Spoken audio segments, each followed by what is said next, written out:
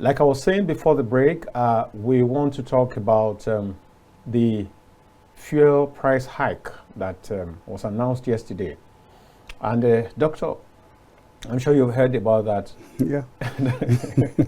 That hike. And many Nigerians think it has become one too many and is becoming totally unbearable. What's your take?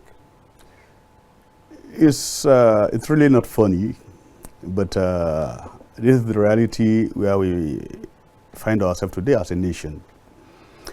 We have to face the reality on ground. But all blames will go to Mr. President, that's President Ahmed Bola Tinubu. Because if you look at all the analysis, the history before now, there is a clear indication that this is where we are going to. But even after then, what I expect from Mr. President is not what we are seeing. Because I have not seen the impact of expert as far as the oil sector is concerned. Because if you look at the oil industry or sector, I have not seen a perfect strategic indices that shows that, look, we have some experts really working in the oil industry. Because you have to put three things into consideration. Number one, the economic factor, the social factor, and the political factor. Today, if you are looking at it, this sector has some kind of international affairs because it's a global issue when you are talking about the oil sector, oil industry. So also we have to look at the impact on our foreign policy. It's telling the whole global community the type of nation we are and the type of democracy we are running. So you see, leadership have to play a strategic role as far as the oil sector is concerned. And let's look at what are the strategic moves put in place to address every step made by this government. Because if I take you back down the history, the last 8 years of Mr. President Muhammad Buhari, a lot of wrongs have been done to the oil industry sector before now. The worst of this is the privatization of NNPC. You understand now?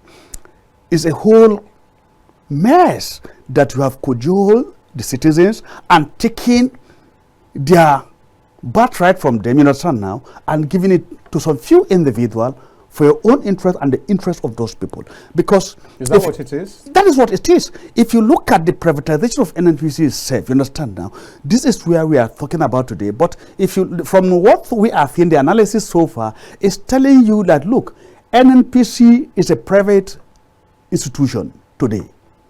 It's a limited liability. Yes, it is. You understand now? So it is all in all, it has the power to what?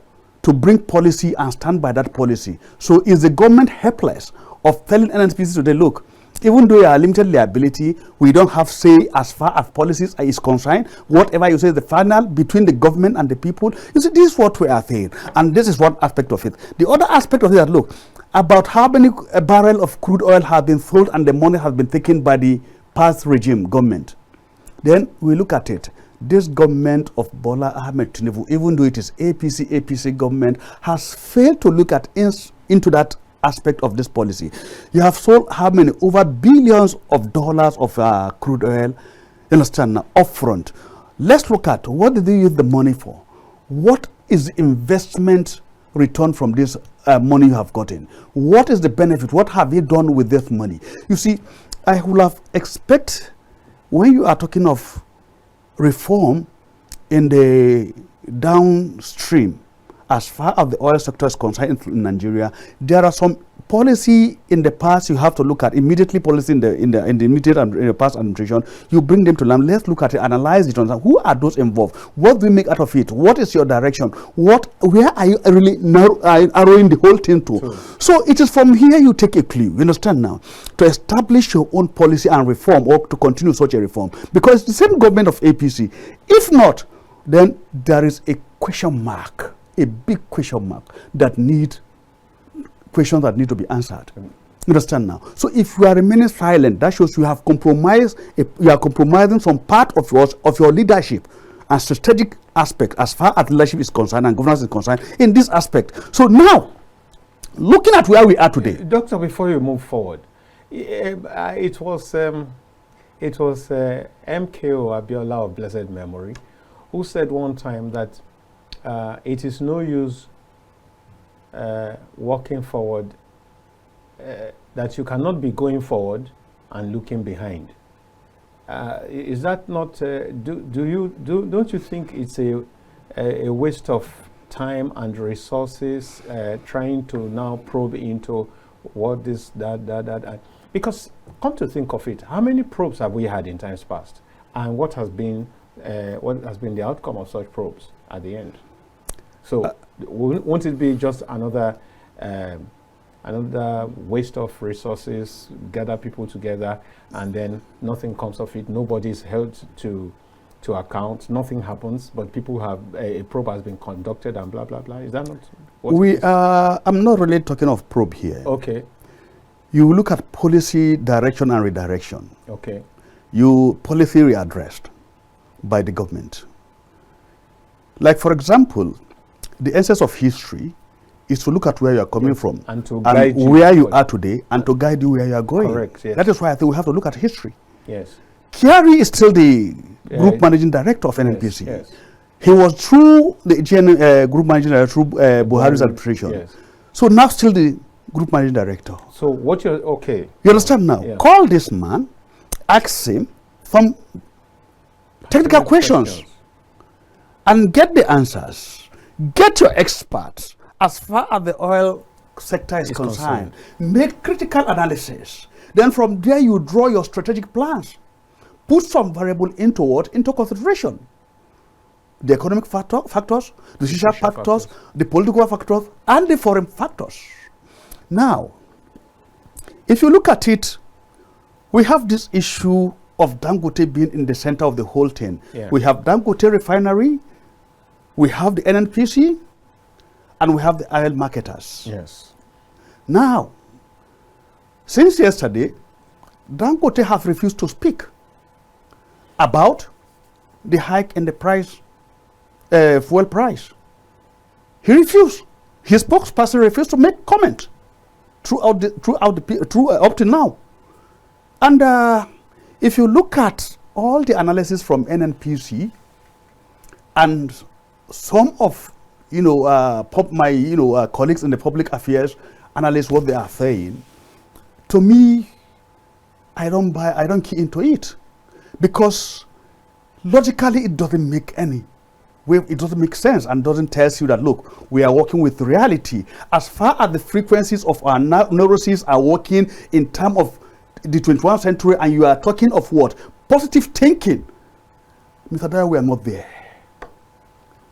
Let me tell you, I think I will not blame our color, but the way we are thinking retrogressively, and we are not making our good analysis of the situation on ground to make progressive move as far as we are concerned within the 21st century. You understand now? And look at this is time we are talking about AI, artificial intelligence. So now the frequency of human reasoning will now be equated with what in a particular machine that is artificial to look at what frequency are you really talking.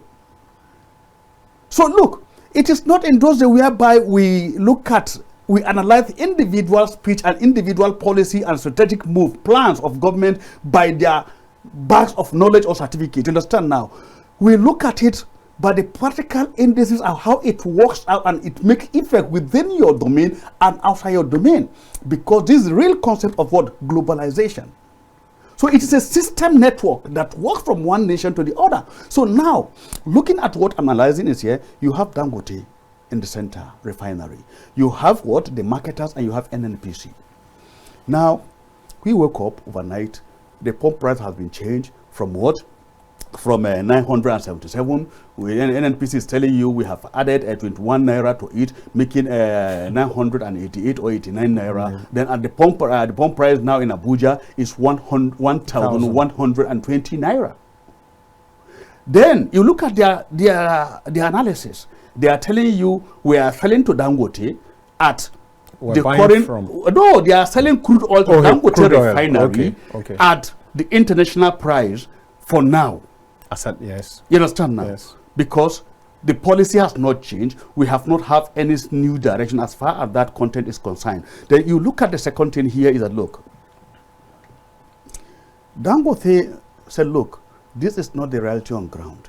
If you are still selling at the rate of $1 to Dangote, and you said you want to sell, we have gotten approval to sell in Naira to Dangote, are you now converting Naira, you understand now, converting dollar to Naira to sell to Dangote still within the currency of at the foreign price, you understand now, international price as far as crude oil is concerned? Then what sense do you make that you are selling at, in Naira to Dangote? Let's look at it. And as of today, Naira has depreciated with about 63 Naira. You understand now? So as it continues to depreciate, the price will continue to what? To change. That's it. That's the meaning. That's the meaning. Yes. Then now, if you look at it, that is one aspect of it. Then why will NNPC be the one still regulating the price of what? Of the end product of the crude oil? Because you said, look, you have totally deregulated, you know, it is a liberal market, it should be an open market. Open market to everybody. So price should be determined by the market. By the market.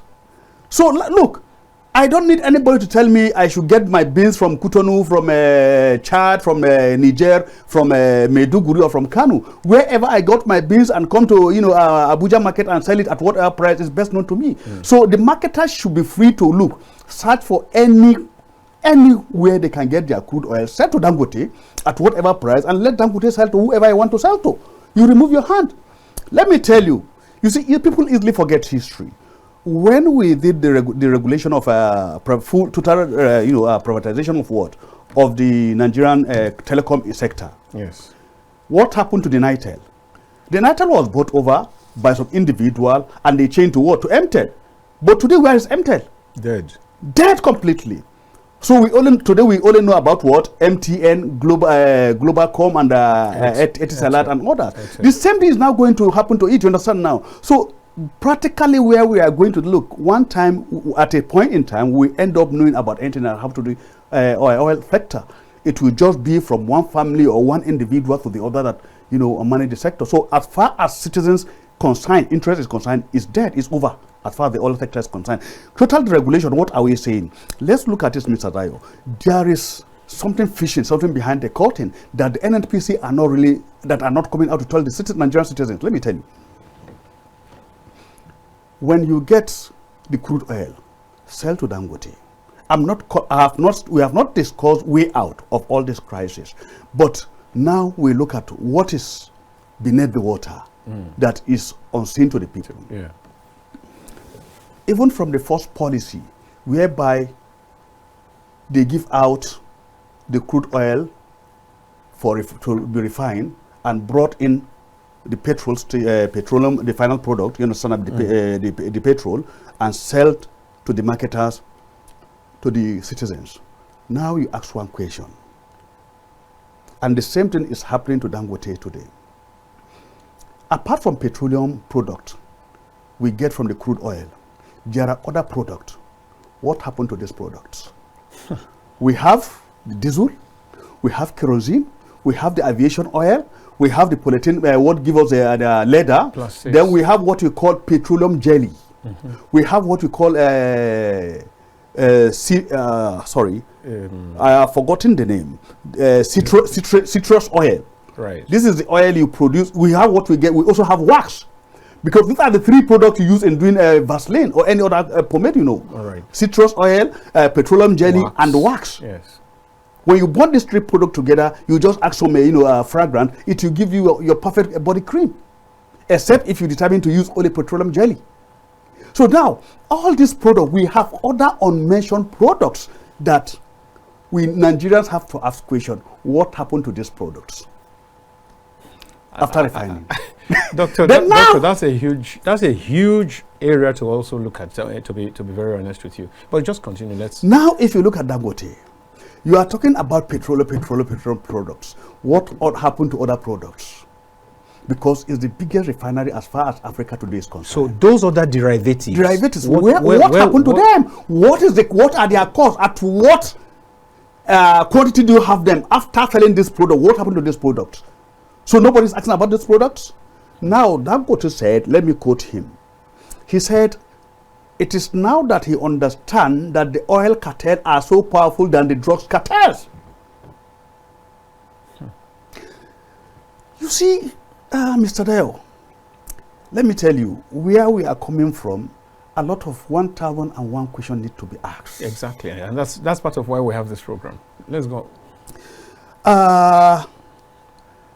You see, whenever I'm on the air like this, I do caution myself to some extent. Of course, we all have to. You understand now?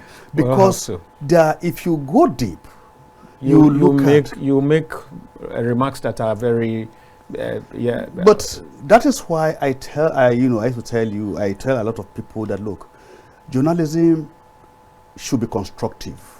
Yeah. If we really want to go into journalism and tell the people about the situation on the ground, you understand now? Believe me, honestly, our political leaders are threat today to democracy. You understand now? Because let me deviate a little bit before coming back to this discussion. All right. You look at, there is what we call security transformation. With the coming of democracy, the military has, buy into the concept of democracy. And to secure democracy is part of the military doctrine. But now, the military are not the threat to democracy today. It's the politicians themselves. Yeah. Because if you and I and our viewers today should sit down in the last 25 years, make critical analysis, understand now, of the pros and cons of democracy within the concept of Nigerian democracy, you look at it and look, we have not moved beyond 25% as far as the gain of democracy is concerned within an international scene. You have a lot of questions to ask. Is democracy really the answer? What type of government do we need to run? Then, this is one aspect of it. Look at it again.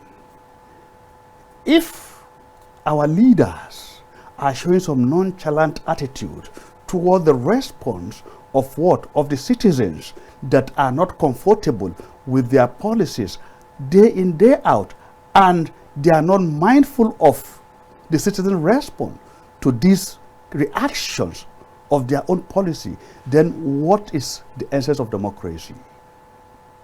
And to what extent is civilization? And where is our academic values? And where is our cultural orientation? And where do we position our traditional values and heritage as far as Nigeria is concerned? You see, these are issues that we have lost it all. If Chinua Achebe said, in this era, we are losing the whole thing, you understand now, to the international community, where is our consensus that, look, we owe the duty, responsibility to protect the integrity and the sovereignty of Nigeria and the property of every Nigerian, the life and property of the citizen of Nigeria? Because let me tell you, the best aspect of government to secure its territorial integrity or sovereignty and the life and security of the people and the property of the people is what? You must secure their health, their economy, economic security, social security, political security, everything security. You understand now? So power security. Now food all those securities, food securities are not there. You understand now? So now we are going into crash. I don't want to say Nigeria today we are not yet a failed nation, but that is where we are marching towards. Because with the crisis in North provide over 75% of the food we consume in this country. In Nigeria. Look at the security crisis in the North. All these things I'm mentioning have affiliation to the oil sector. because we are talking of transportation. Yeah. You are talking of the energy sector. Where there's no light, these people have to power their their machines with what? With diesel, petrol or diesel. Yeah. So you understand now? The house where people cannot afford what? Gas, we have to fall back to kerosene. Or wood. Now the issue of deforestation is there because of this thing. Yes. The issue of what do you call it? Climate change is also there. Attached to all these things. Exactly. So look, we are not really sensitive to all these things. These are changed and are connected. And that's very unfortunate. Just like you talked about insensitivity, do you think, is this not a very sad case, a very classical case of insensitivity, that these prices can just be going up consistently when in the face of stagnant wages and declining standards of living? You see, the problem we have today is that, look, we don't look at history. We are declining in terms of leadership. We are declining in our educational sector, in every sector of our life, our academic sector of our life. Everything is declining. And we have declined to a point whereby we are reaching a point of no return. I'm sorry to say, the government, I pray the government, actors will listen to this program. I believe they do. Because, Mr. Dayo, you see, I have a fear for my nation. The love of my nation is beyond any measure if you put it on the scale. Because today I know what I benefited. In my university throughout period, I didn't spend up to 50,000 naira. Throughout. My tuition fee, hostel fee, everything then was about 16 naira. Yes, but I don't think that it would be right to just no. And I'm not saying the same Nigeria today we are. Yes. You understand? If your child is going to any public university today, you have to look at 250,000 naira at the beginner. Public university. Public university. Yes. You understand now? Yeah. So let me tell you, what we enjoy those times. The same Nigeria we are today.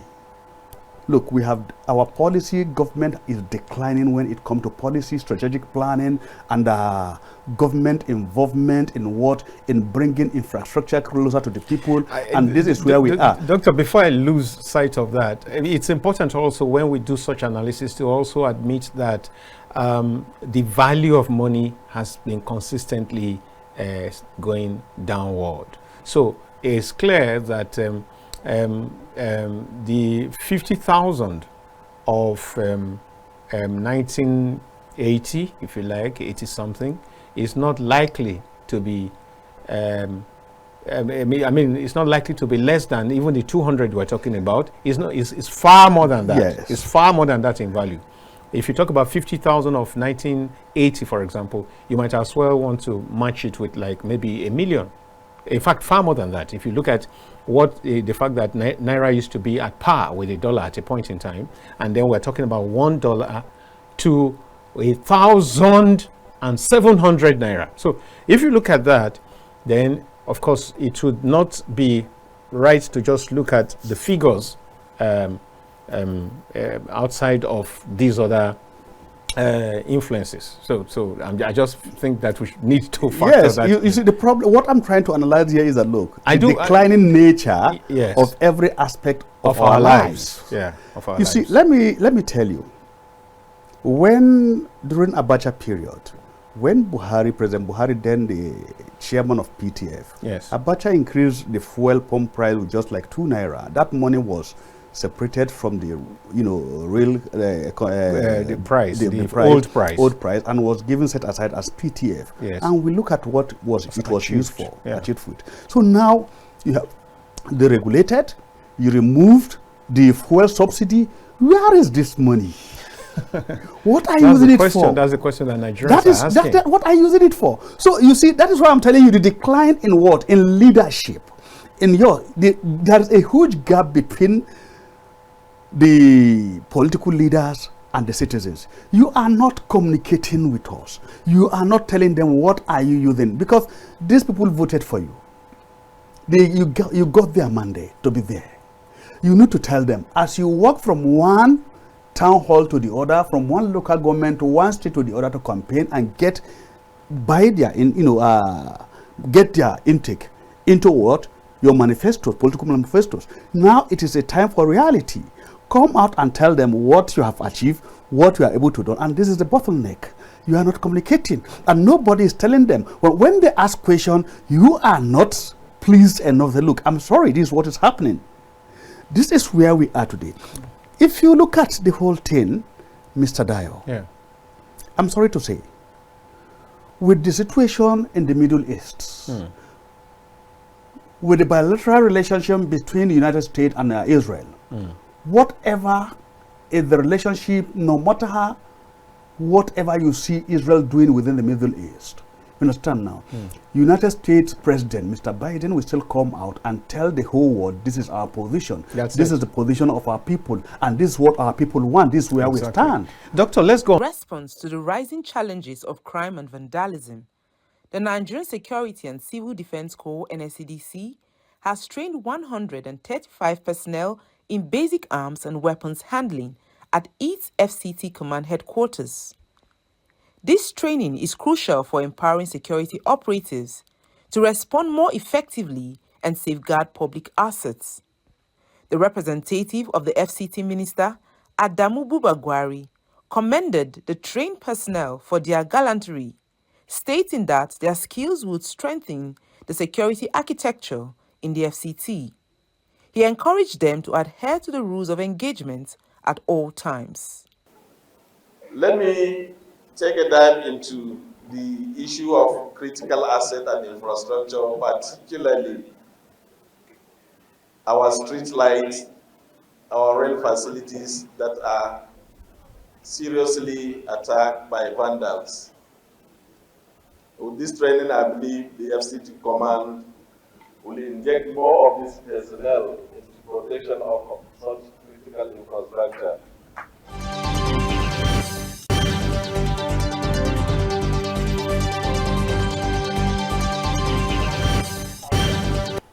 Welcome back, viewers. You're still on the Polity, and we're talking about the fuel price hike that was announced yesterday again. It looks as if the hikes are not ending, and it doesn't look as if it's in, an end is in sight. And that's what we're talking about today. And I have with me Dr. Suleiman Abdullahi, who has been doing some justice to this issue. In order to have a more robust program, we invite you to also partake by calling on our phone line so that we can also have your perspective, your angles, that will enrich this discourse. And so you can call on 080-299-38365. That's the number, and it's on the screen already. Please, let's do this together. Thank you. So, Doctor, let's continue in your line of thoughts, and beyond that, what should we be doing to get out of this? This looks like it's like a bottomless pit. It's like we're just sinking continuously. Is there going to be an end to this? Let me tell you, one of Wole Soyinka book, another raft, or the raft, he said, we are lost in the sea of history. We are drifting. Our raft is what? Is getting loose. We don't know if that raft will take us to the shore of the sea. This is what I'm saying. Will democracy really take us out of where we are today? We are in serious quagmire. So, look, do we get the salvation from democracy? Where do we go into? Well, has it not been said all over the world that the worst democracy is still better than any what do you call it now? Autocracy? Is that has been the mantra? If the pill that's supposed to give you supposed to help in production, woman production, you understand it's now? Now causing barrenness. It's causing barrenness. And what do you say? How do you call the pill? Or causing miscarriage. Miscarriage. And how do you call the pill? You understand now? So I've never heard that before, but the moment you that is it. You understand now? You see, democracy, fantastic, good. Government of the people, by the people, for the people. You understand now? Yeah. Then now, is it really for the people today in Nigeria? We have not institutionalized democracy to be for the people. You understand now? I expected this government to have something different. The lines are open. We'll begin to have to bring these people in. Hello, good afternoon. Good afternoon. Yeah. Please, I'm watching your program. Yeah, what's your name and where you calling from? My name is Buchi. I'm calling from Abdullahi. I didn't get the name. Buchi. Bochi. Kekodi. Yes. All right, go ahead. Yeah.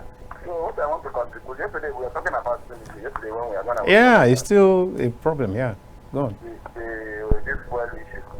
So so many people don't believe that there's somebody that can fix this country. There are still people that can fix this country as in Nigeria. They say that the Kaaba are stronger than their things like that. We are arguing it yesterday. So what I'm saying is that there are still people that can come to that position and fix this country. This our president now, Tinubu, said that he loves this country so much when he was campaigning, when he was a country I love so much, I do that I do. But now, look at what is happening to people. You know, for you to enter motor now and go to your work and come back, at the end of the month, you will not get anything. So, there are two people that can come to this country and fix this country. That's why I believe in that.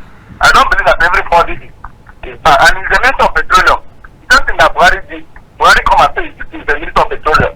The whole money and the around that is coming from minister of petroleum, he's going to his pocket. And people come and doing the same thing. Nigeria, well, before, you don't, a president does not have anything to do with the minister of petroleum. But look at what they're doing now, this is people. So I don't understand what is happening. I know that it's only God that can bring us out of what they have to do. Thank you, Buchi. Thank you, Buchi. Doctor, you heard him. Yes. Let me respond to Buchi what he's saying. He's talking from the angle of leadership as far as leadership is concerned. You understand now? Yeah. And this is what you call leadership strategic plan. Because the mainstream of your national income is the oil sector, Yes. and the gas sector. So now, what are your strategic plans? What do you actually want to make with it, out of it, that will cushion the economic, social, political impact as far as democracy is concerned? Well, let's start this way, Doctor. His major thrust was the fact that we shouldn't get so disenchanted, believing that we can't have the right pegs in the right space in Nigeria, that we can still have people who will salvage this nation. First of all, do you believe that? It's quite a difficult question for me to answer. Really? Because yes, you know why I say so? Why do you say so? Because if you have an acclaimed saint in the person of Buhari, who have failed this country woefully beyond expectation, the ordinary citizens of Nigeria, as far as we knew quite all right the person of Buhari before coming in as the democratically elected president. You understand now? Look, he has really disappointed everybody as far as his government is concerned. Then now, looking from where we are coming, we still have faith in Tinubu, even though in the same APC, when he said, Emiloko, we go with him, it's my turn, I believe he has something different, something strategic, something unique, something very outstanding, something spectacular, and to offer. And you see, Buhari projected himself to us as the man of God of the era, as far as his generation is concerned. But at the end, you understand now, we didn't see the godliness in him. Now, so you have come to the point where I'm coming. You are looking this is it. You understand now? He shows us his culture democratically, religiously, culturally. You understand now? A true patriotic citizens of Nigeria. Understand now? Yeah. And retired general to the core that have the feeling of every Nigerian. And when he made Nigerians to believe in this perspective, Nigeria come out, and that the ordinary citizen, the downtrodden, the masses, contributed their money, hard earned, their sweat to this man. For God's sake, how will you justify your government with this? You understand now? If he sit down on his sitting room and the corner of his bed, let him think. I'm saying this to him. When he is on his bed, how will you justify the money of that woman that is frying masa at the roadside, gave you 1 million naira, and the woman that is in her gestation period, that gave birth in the day that she was giving, voting for you. You understand now? With all the pain, and she gave that name to her child Buhari. And later she had to change it. Then think of it. How can you justify this? What explanation do you have to a common man, to the next generation? What book are you writing? You understand now? How do you write this history between you and humanity, not to talk between you and your God? And now we are in another phase. I have made some analysis about President Bola Ahmed Tinubu, his international connections, his clouds as far as politics is concerned in Nigeria, his connection, personal connection with what? With the past government, his experience as far as the financial sector is concerned, as a businessman, as a politician, as a government, as a Democrat to the core. He has worked with Bola Ahmed. He has worked closely with a lot of military government, with other democratic government. You understand now? He has worked with Bola Abdullahi. You understand now? At the time. At the time. Yes. So even the first lady today was once a senator. You understand now? Exactly. It's a whole family of. He has a lot of experience. You understand now? Within his family kitchen, that whenever he's eating, he can discuss the problem of Nigeria within his family sector, and come out with a robust family, reforms in every aspect of the sector, without even anybody talking to him. Within the first citizen himself, Mr. President, and his wife should discuss this thing. They are Federal Republic of Nigeria, and now he is with the first citizen sitting at the apex. You understand now? As far as governance is concerned in Nigeria, what are we saying? Haven't he gotten all? And let me tell you, one of the most cultured tribe you have today in Nigeria, as far as history is concerned, is Yoruba. He's from this race. Doctor, we are not getting many callers. Let's quickly take advantage of this. Hello, hello, dear viewer. Good afternoon. Yes, good afternoon, sir. Yeah, what's the name and where are you calling from? Yes, my name is Jeff. I'm calling from Abuja. All right, go on. Let's have your contribution. Yes, from so far I can hear your conversation. You've spoken quite well with your person on site. So my complaint is that I think that your contribution will be clearer if you cut down the volume of your TV set. Okay. Thank you. Yeah. How about now? Can you hear me now? Better, much better. Okay, sir. My own is that in this administration, this Tinubu administration, for over, I think, is it more than a year now, and we have not seen anything clear enough, and we have not seen competence in his administration. So I think this is an intentionality from our government. There's something going wrong that we don't know. Because if you are for your people and of the people and by your people, at least there is this intentionality, this love and care for your people. As a president, you came to serve, not you just came here because you come to do whatever you want. No, you are for the people. You have to meet needs. That's why we voted you in. So and we are not seeing this over. Things keep going high and high and high and high. I mean, where are we going to? Upon all the talk and all the media and everything, it seems as though it's not getting into his head. And we are countries, citizens of peace. So far, there are so many nations that cannot take these things. But we, Nigerians, we are so hardworking and all. But yet, see what's still going on. I don't know what's happening to Tinubu, but we keep praying for him that he should do the right thing. Bring down the things. We are feeling it. Everyone is feeling it. He should please bring it down. Thank you, Jeff. God bless you. Thank you, spoken sir. well. Thank you. Yes, sir. Hello. Good afternoon. Hello, are you there? Okay, I'm hearing you now. KAFTANTV. Yes. Yes, my name is Mohammed. I'm calling from Maiduguri, right. Thank you for calling. Thank you. In line with this, your guest, actually the expectation everybody is having on President Bola Tinubu is higher than what we are seeing now. But however, we will not lose our hope. because we must keep the hope alive. When you see the ability of his wife as a first lady and himself politically, honestly speaking, they don't need even chief of staff. That's aggressive. So, but however, my advice now is this: the madam, since she is at the other room, as Babangida said, let her not remain in that other room. Let her come to the main room. Be a greater supporter to President Bola Tinubu, and let her listen to all what we are saying to the government. So my suggestion about this hike of the fuel, after having some discussion with some oil experts, someone suggested an alternative. What is that?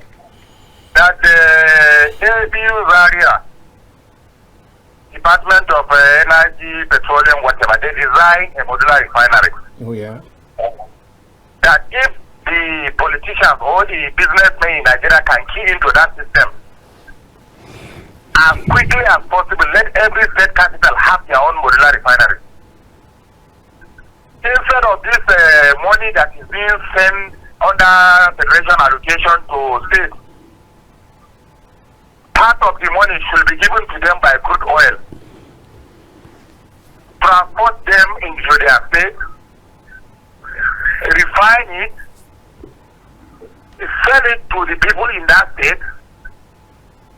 The state will also make a profit and reduce this hardship of fuel availability in their state. So this is another method some countries like Venezuela and other places use. So for that reason, if we don't want to continue to perpetually suffer as oil producing state and at the same time lack of fuel, importing fuel from outside, we can use that as an alternative. So as the doctor is talking about, the ABU's area have that design and they were purposely prevented from rising up from that particular project. It's homemade. It's not imported anything. All right. So if we want to make move forward, honestly, this is our country. We should not give room for any crisis from anywhere to come into our country. All right, Mohammed. People, men and women in this country that can be able to bring out so many things. I agree with you, Mohammed. We have to advise the people in the government that we have so many alternatives. But as for the politicians, this is not their own priority. So all they are calculating is that they are gathering money, changing it to dollars for 2027 election. That is what is happening at the subnational. So if that is the situation, do we have any hope? It does not go to the public. So for that reason, let the federal government also know that what is given to the state does not get down to the level. Let them provide the direct monetary mechanism. All right, provide a direct monetary mechanism. Thank you very much, Mohammed. We will need to go now. All right. Thank you so much for your contributions. Yes. So he agrees largely with you. Let's take this. But he's saying that we should still have hope.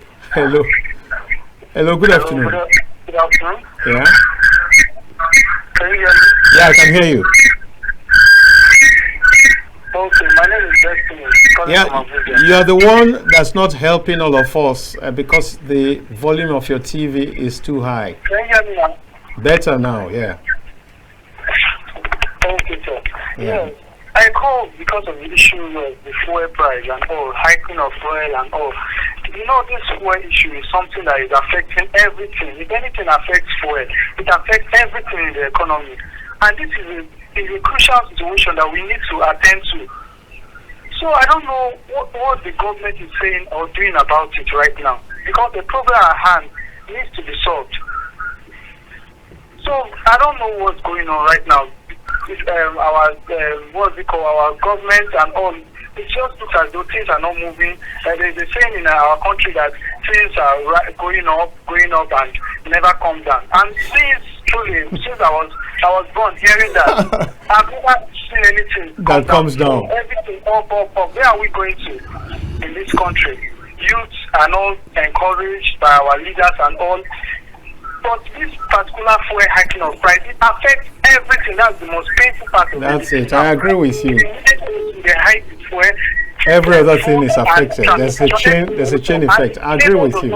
I agree with you. We need to leave it there now. Thank you very much. We need to leave it there. Thank you so much for calling. I don't know how we can do about this. That's what we're trying to fashion now. Thank you so much for calling. I'm begging the government to please help us do the needful. Yes. Because we are really passing through hard I didn't get the right name, now. you know. So let's leave it here now, so others can also have an opportunity to. Nelson, thank you. All right. So, Mohammed did say that we should not lose hope, and that we should still, because we need to keep hope alive.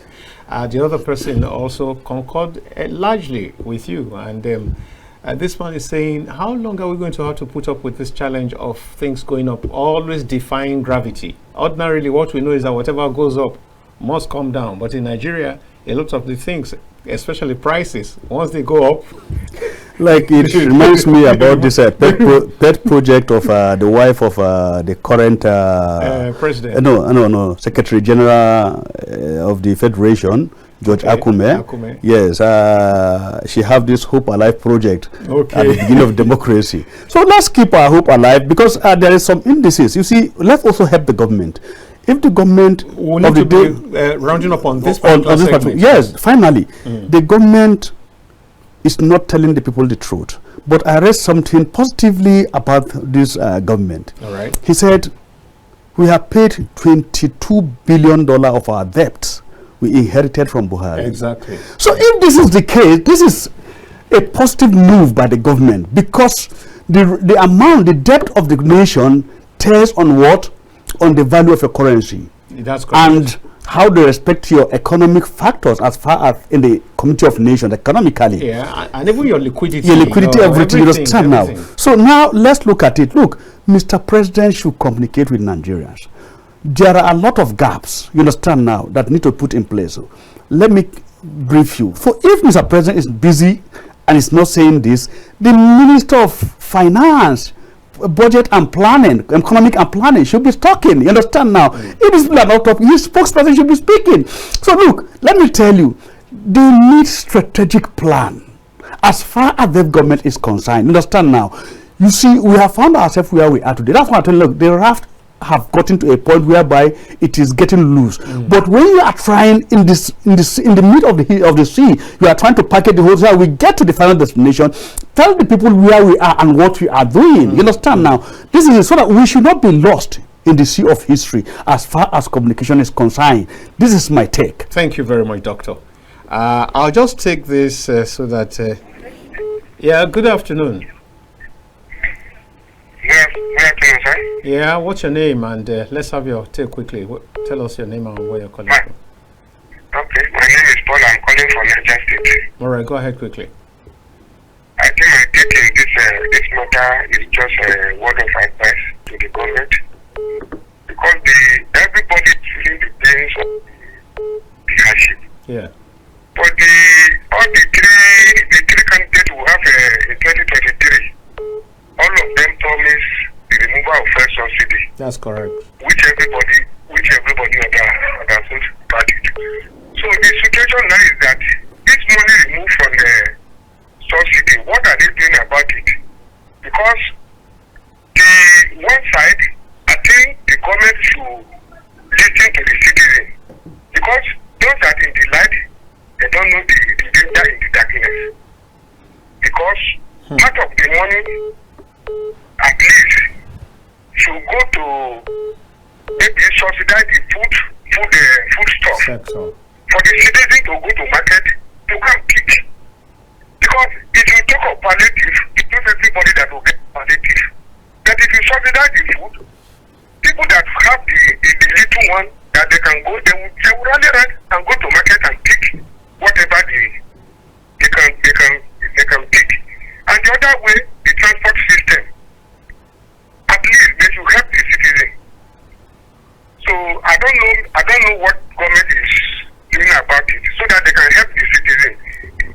no what they call it, the civil war.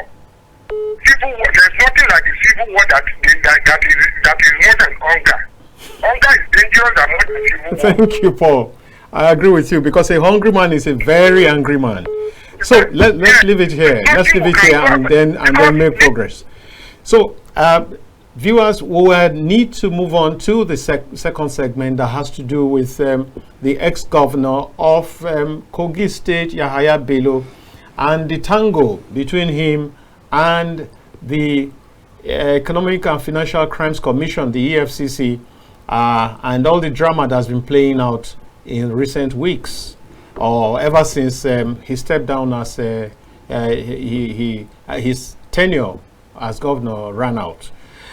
Doctor, incidentally, you are a Kogite, so maybe you should be an authority in this matter. It's possible. Is it? Have you seen Yahaya Bello in recent times? Can you be our help? Can you be the link to him? Now, first of all, on a serious note, I have even on my own media space on my Facebook, I have had to post once or twice now about Yahaya Bello and his choice of trying to remain underground, and I think that it's a negative for him. First, for his image. This is the white lion himself. Why should the white lion be crouching like a rat under the table? Now, again, this is Nigeria. Is it not better for... See, in that post that I made on Facebook, I said, look, you are making the matter fresh every day. This is not the first time we're having issues with former governors and about between them and EFCC. But the longer you continue to run away from the matter, the fresher it becomes, the more putrid the whole thing becomes, the more negativities will be hauled on you. Why don't you confront it? It's better to come out and then deal with the issues. Fraud, it cannot attract capital punishment, cannot attract it's not likely to attract life imprisonment. In fact, in this climate in Nigeria, we know that there's something called plea bargain, which is to say that if he really plays his game well, he might just even get a pat on the back and be told to drop part of it, and then all becomes history. So I'm wondering why he will choose to toe this line of appearing, reappearing, disappearing, and doing, fortunes. It doesn't help him, neither does it help even the current governor, because at the last count, EFCC had already warned that shielding a crime suspect is a crime on its own. So it's not going to be for long. Even Ododo will not be able to shield him for too long. And if you think that he can continue to shield, then you probably have not learned any lesson between godfathers and godsons.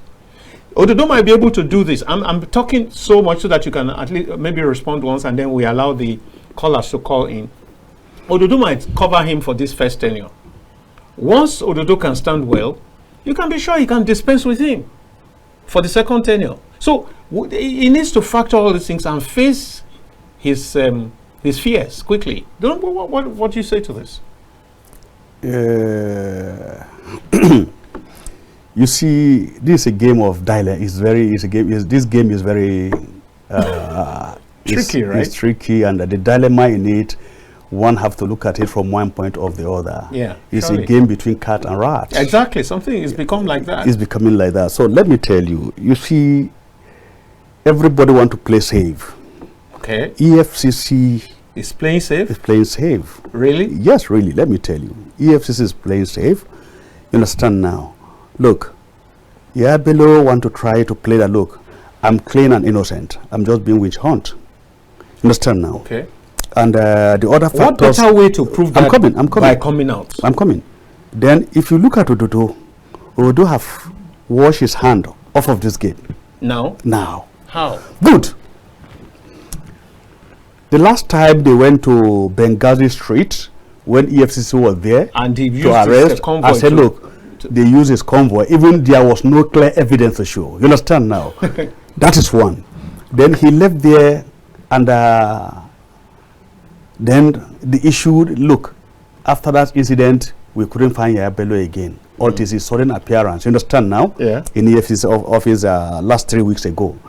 Let me tell you, last 3 weeks ago, Ododo was there with the former governor in EFCC. Yeah. Escorted him. It was So reported. now, if you have reported Ododo that, look, I'm shielding him, here is he with me. My hands are clean. You understand now? You understand that tactic? I understand. So I now understand he has that. played safe to the gallery. The game now is, look, between Yahya Bello and EFCC. Olukoyede, you understand now, the chairman of EFCC, have allowed Yahya Bello to take the show, you understand now, to this point. Okay. Look, all is about leadership. Do you have plan A, plan B, and plan C? And let me tell you, you should factor some indices into your suspects. For example, suspect A, these are their categories. B, this category. C, this category. Yeah. And if I'm treating past governors, you understand now, this is how I'm going to handle them. Stage 1, stage 2, stage 3. You understand now? Yeah. The first time I invite you, I give you a phone call, you are not coming. The third time I make it open. Your invitation should be in the pages of newspaper. You understand now? Have we not had that? No, because the first incidents that, look, that's what I'm telling you is about leadership. Let me tell you, you send an invitation. You have to say, look, the former governor, you didn't send me an invitation. I didn't send any invitation. Maybe they didn't find a place to. You understand now?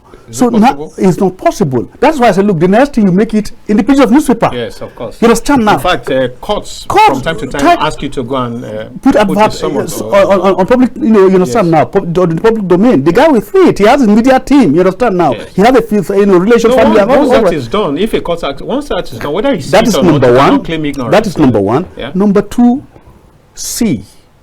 I think the EFCC have given the former governor of Kogi State the ample opportunity to take the show.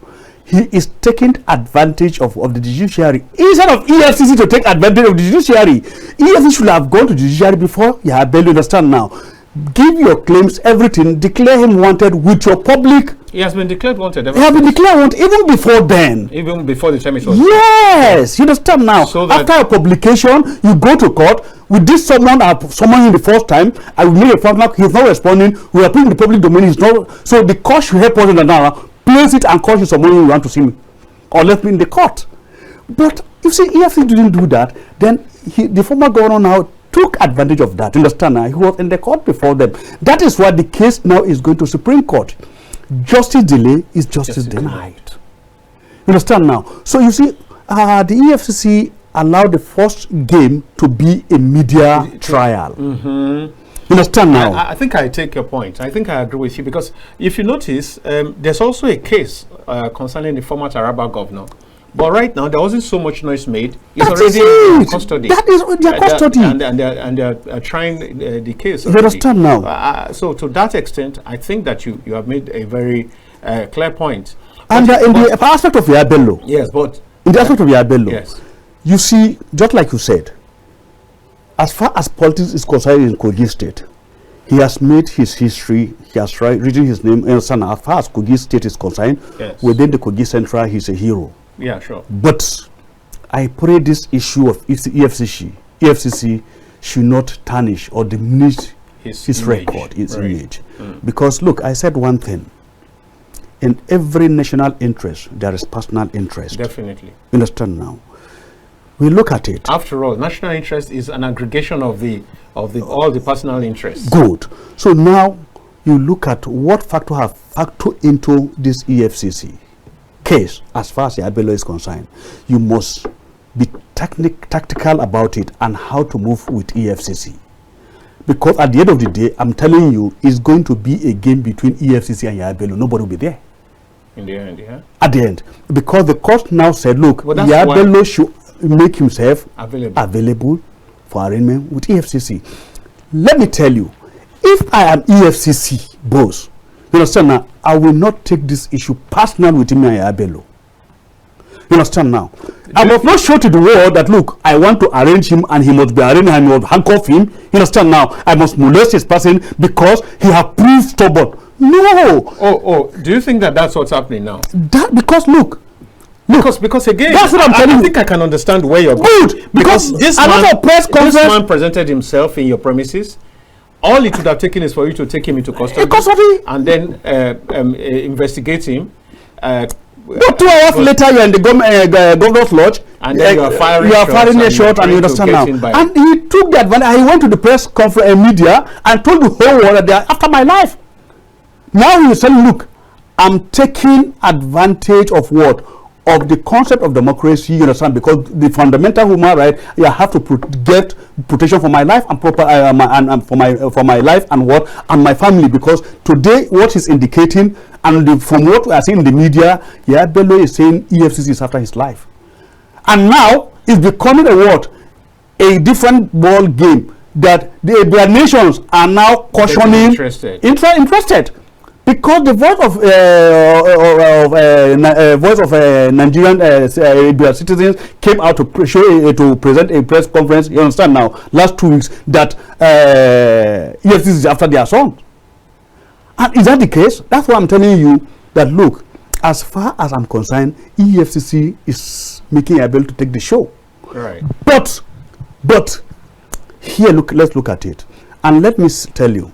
If Ododo would have been so tactical and humble enough in that government house, it would have been a different scenario. Life would have gone between the EFCC security and his own security. Yeah, he so in that aspect, you look at. I think that it was both of them. The EFCC actually must be given kudos for not getting violent in that aspect. No, even Ododo he was able to downplay the whole thing. You understand now? Because also he has security who have a mandate to protect him. He protect him. Yeah. So you understand now? So let's look at it. I think they were good enough to read the situation and not to make it. I want to escalate. Yes. Yeah. Let's look at EFCC and Yabele should make it a win-win game.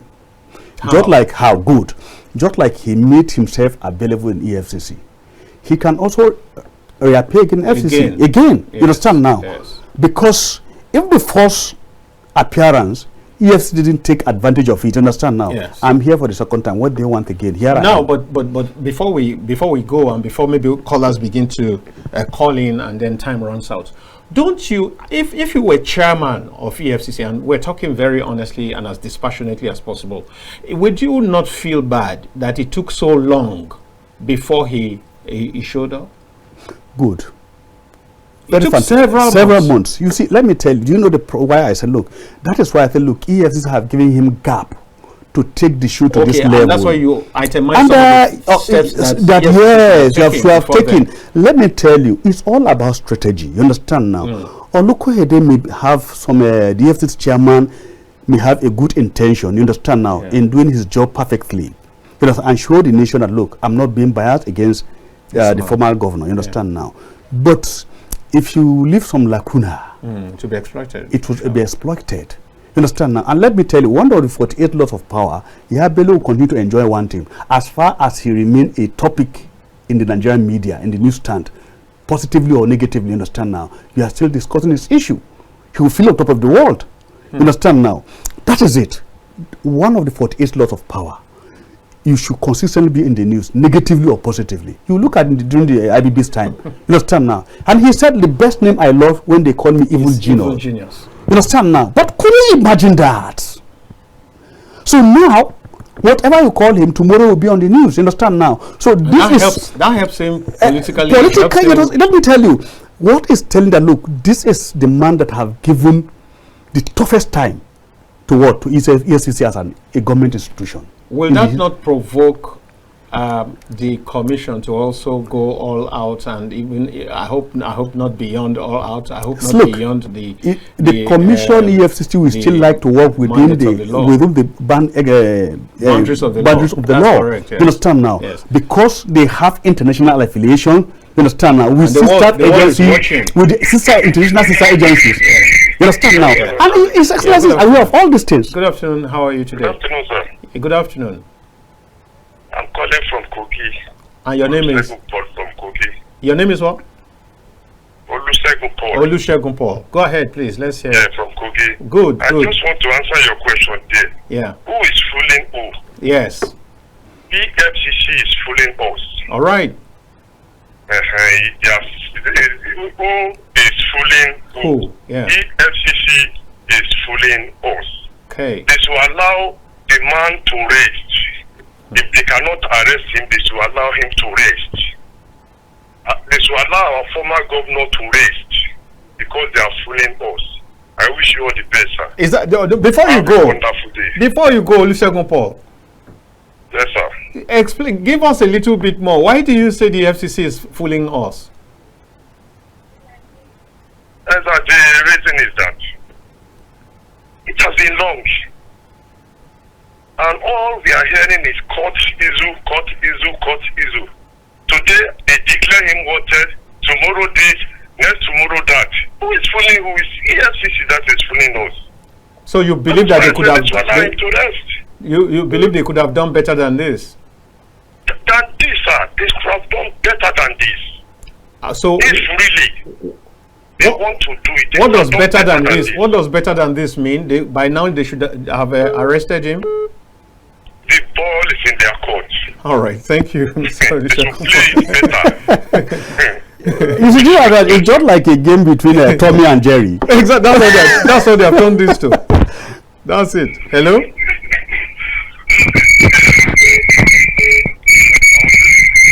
First things first. Cut down the volume of your TV set.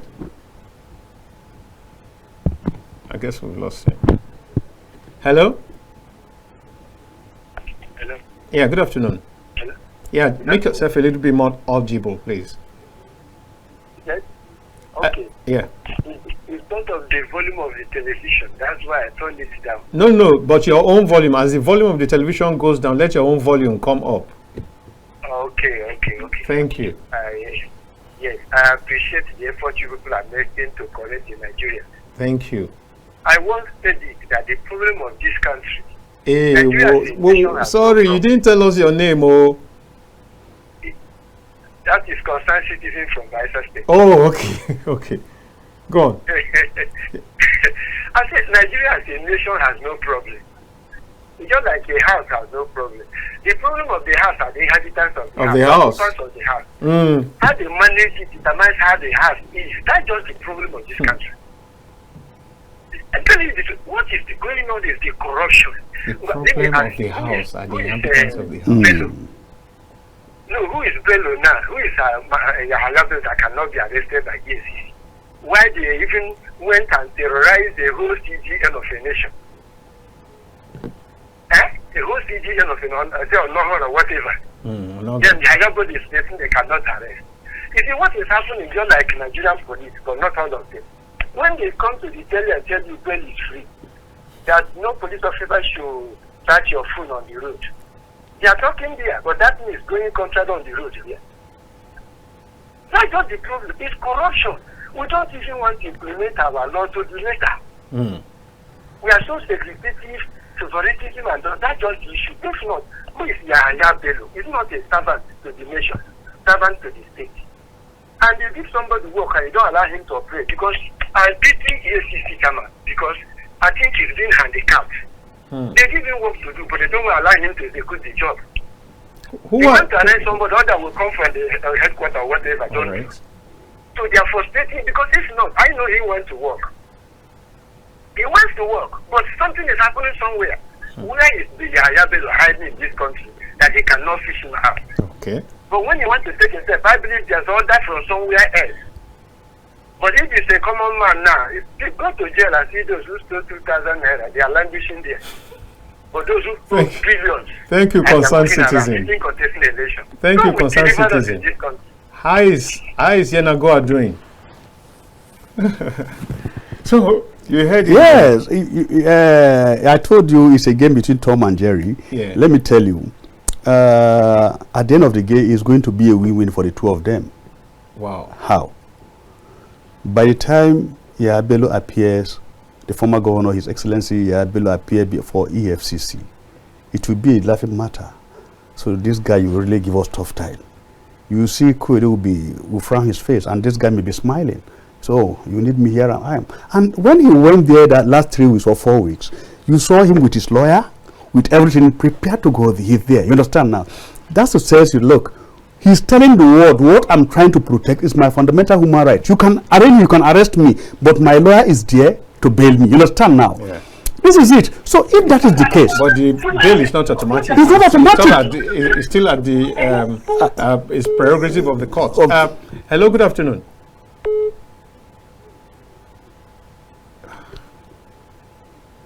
Good afternoon.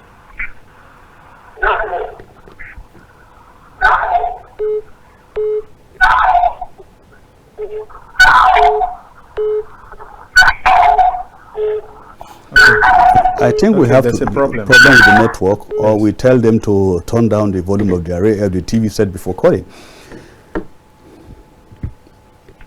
Hello. Hello. Yeah, good afternoon. Yeah, good afternoon. Yeah, your name and where you're calling from, and shoot. My name is Chris. I'm calling from Abuja. Go ahead, please. Yeah, thank you so much. The gentleman there, thank you so much for your moderation. Thank you. You know, Nigeria, we have a lot of actors and actresses. You understand that? Go on. These are people who are giving constitutional backing. Yes. The people we're talking about here below is no more having immunity. So what are we talking about now? What do they need again? Do we need a soothsayer again? Acting drama at the end, it will be played by Jenny. I mean, that's the issue. Thank you very Have a much. lovely day. Thank you very That's why I told you at the end of the game, it's going to be what? Win-win game. Exactly. You understand now? Yeah. But why all this drama? You understand now? Yeah. That's why I told Well, you. maybe the drama is part of the program. So that at the end of the day, understand now. So I pray that yes, that let me say the former governor of Kogi State, His Excellency Alhaji Adola Bello. Yeah, we're rounding up now. Yes, will make himself available to EFs as he did honorably that day before. You understand now? Wherever it is. If I were him now, if I'm going, you understand now? Yes, give unsurprised appearance as you did the other. Go with all your lawyers and your security, you understand now? And your loyalists, no problem, accept it. You go there. As far as you are not making noise, you understand now? Go upstairs. Fill all the process forms, everything. Fill the diaries, understand now. Go. We have the EFF chairman office. I'm here. You understand now? We have the public relations department. Yes, you have been looking for me. Here I am. You understand now? Submit a letter. If they are not ready to, understand now, to attend to you also, give a letter that, look, let them acknowledge I came here by myself. This is with all my lawyers. You understand now? Right. Here. You see, let me tell you, look, if EFCC have failed to do its own bit of it, you understand now? Yeah. Let him play the other side of the game. You understand now? Yeah. Submit a correspondence showing I'm here. You understand now? Yeah. Immediately, if I were here, what I will do that day, after that appearance, you understand now? Yeah. I will organize a press conference. Even if I'm going to go with my media team, let me tell you, this is why I said, look, most of the time, leaders don't have strategy. You're doing their things. I will be there with my media team. As far as I'm leaving the FCC, even in the front of the FCC gate, have some media crew, make a press conference on Sunday. Tell them I'm here. Not the media should call, look, yes, I will see you are there, but make a declaration. This is why I'm here. They have been looking for me. I'm here. I want the whole world to look at me. I'm here. If need today, now, I will go back there again to meet them for the second time. Let me ask you, Doctor, just before we close. Does it really matter how Yaya Bello gets there? Whether he's bundled into a vehicle, maybe in handcuffs, or he walks in and he presents himself and all that and all that. Does it really matter? You know, there's a Yoruba saying that "Bomo fonyo, boyo fomo" is the same thing. And if you understand Yoruba, I'm sure you understand what I've said. I don't want to use exact words or the interpretation, but give feeding bottle to the child. Give the child to feeding bottle. The essence is for the child to feed. To feed. Exactly. So does it really matter? Let me tell you. You see, everybody have this political ego and leadership trait. That is with every individual. You understand now? That is what I am telling you here. If you look at it, Yaya Bello is taken into consideration. He said, look, he's taking the advantage of the judicial process, and he's talking about his fundamental human right. You understand now? If that is the case, if I'm EFCC, the first thing I'll put into cognizance, say, look, I want to get you. You said your fundamental human right. We are ready to give you a fundamental human right. You understand now? But we need to have we need to have you. Finish. Case closed. On this one, I said, look, if you are doing with high-profile individual, you have your tactics, step A, step B. You understand now? What is your fear? This is your fear. You understand now? Yeah. Look, there was a time I was even suggesting one thing. We have seen a lot of press interview about this case. You understand now? Yeah. You know, countering one another. Have third party come out. Look, I will mediate between EFCC and Yaya Bello. You understand now? Not his lawyers, not EFCC security agent or anything. You understand now? No, a neutral group will intervene in between these two people. You understand? EFCC and Yaya Bello. You understand now? Now Yaya Bello is trying to prove, and also an institution as far as the former governor of this state is concerned. You understand now? EFCC is also an institution. Let's have the third party. Look, you want him to appear. We'll make him appear before you. But let's look at terms and conditions. That will be an extrajudicial body, isn't it? You know, but the problem here is that, look, have that in our books. In our books, what is there? Look, common sense, logic will tell you, let's get the job done. Done. Exactly. That's like what I just asked. That is it. Yes. So thank you very much, Dr. Suleiman Abdullahi. Dr. Abdullahi is a leadership and security development consultant, as well as a public affairs analyst, and it's a great job he has done this afternoon, trying to sift the weighty issue of the hike in fuel prices, as well as the drama, he calls it, that has been going on Tom and Jerry. The Tom and Jerry episode that we have been having between the former governor of Kogi State and the EFCC. I hope that you were at the other end and that you're part of this show. We thank you for watching. And tomorrow, the Polity continues. And I'll be here by His grace again on Tuesday. So at this point, I want to say a big thank you to the production team and to the producer of this show and to KAFTANTV. And thank you, Nigerians, for watching. Bye-bye. We're out.